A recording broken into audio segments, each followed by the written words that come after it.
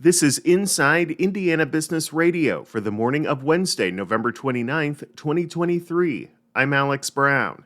A program from United Way of Northwest Indiana to help residents achieve financial stability is seeing big growth after only 2 years. Chief Marketing and Development Officer Rich Shields says the Level Up program has seen more applications in the last 3 months than the first 2 years combined. Generally, these are people that are 18 and above. At this time, Northwest Indiana residents who are working, who just can't make it paycheck to paycheck. So we provide them with resources to help them, whether those be educational resources, whether they be monetary resources, to help them level up their current employment status, whether that be, they're at their current position or they want to transition to a new career. The program provides professional skills development, financial literacy workshops, and personalized mentoring. Shields says they are on pace to surpass their goal of having 1,000 graduates by 2025. New Jersey-based United States Cold Storage is planning to expand operations in Boone County. The company announced Tuesday it has received approval from the Lebanon City Council for its plan to invest $38.4 million to add 60,000 square feet to its facility beginning in January and create 30 jobs. The executive director of the Indiana Office of Community and Rural Affairs is stepping down. Denny Spinner, the former mayor of Huntingburg who was appointed to the Okra position in November 2020, is leaving to become interim executive director of the Center for Rural Engagement at Indiana University in Bloomington. From the number one source for Indiana business news, this is Inside Indiana Business Radio.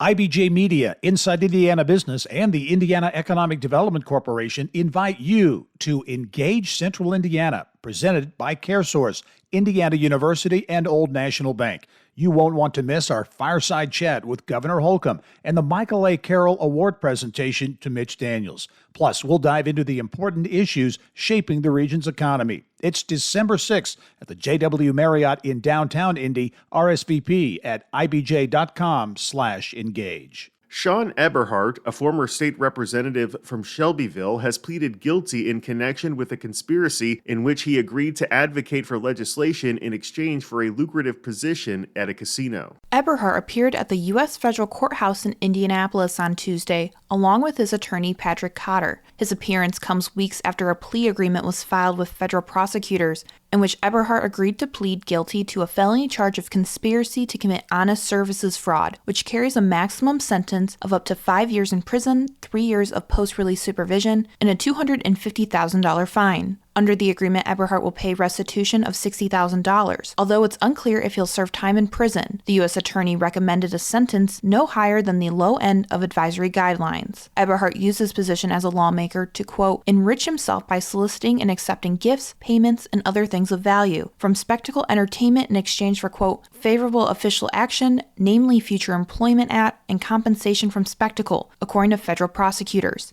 Eberhardt is the third former state lawmaker to find themselves in court over their dealings with Spectacle or its predecessor, Centaur Holdings. A sentence hearing will be scheduled at a later date. Kate Sharon, Inside Indiana Business Radio.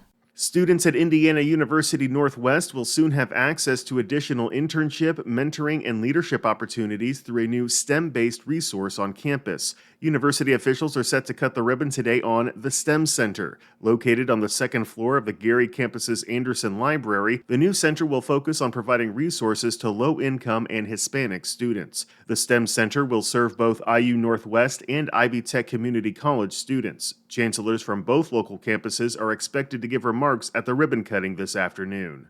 Longtime Indy news anchor Debbie Knox is this week's guest on the Business and Beyond podcast with Gary Dick, presented by PNC, a weekly conversation with high-profile Hoosiers in business, sports, and entertainment, and beyond. Available now from your favorite podcast provider. I'm Alex Brown for Inside Indiana Business Radio on Demand.